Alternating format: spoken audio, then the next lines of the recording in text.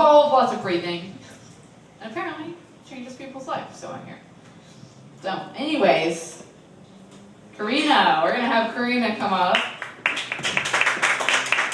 Second time here,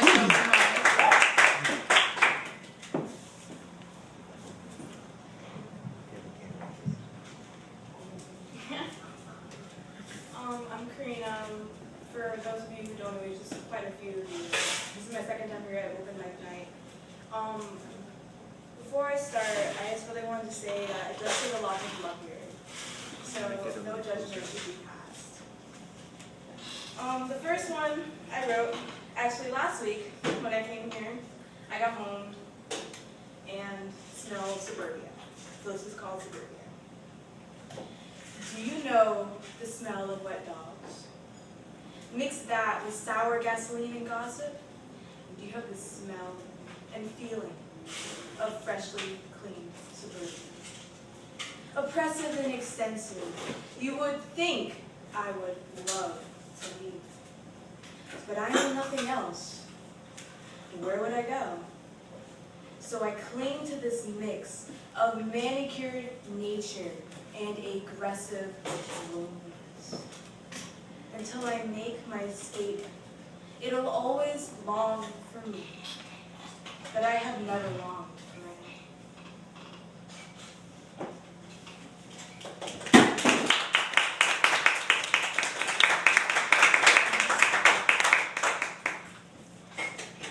So this one is not a true story, and I hope that once you hear the whole thing, you'll figure it out, or else I'd be dead right now. I write a lot of myself in the middle of the night. So this is called Journey.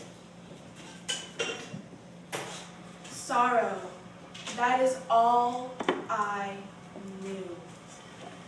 Sorrow and pain. Imprisonment was more than I could bear. I wanted freedom from these iron shackles.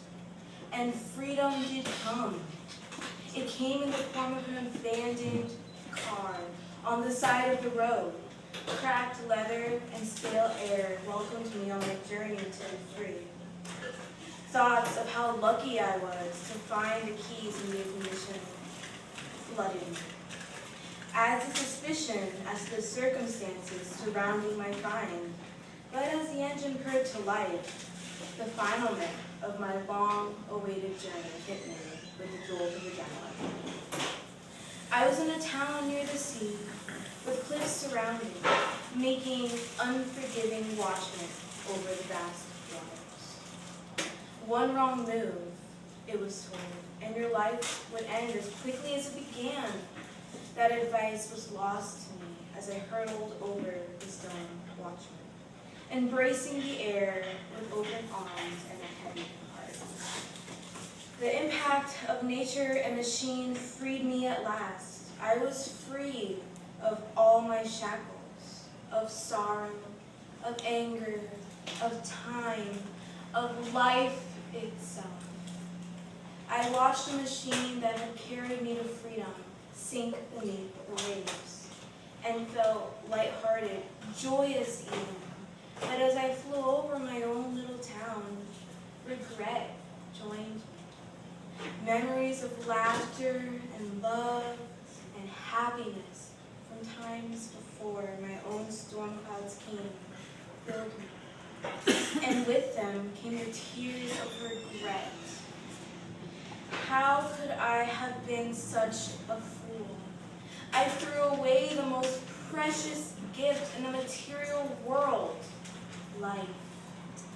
So now I watch, and I sit, and I watch some more. I watch those who squandered life just like I did, high in the clouds. And I wonder, is this humanity's curse? To believe that suffering is forever, that there is no one else on the planet that can understand that all hope is lost.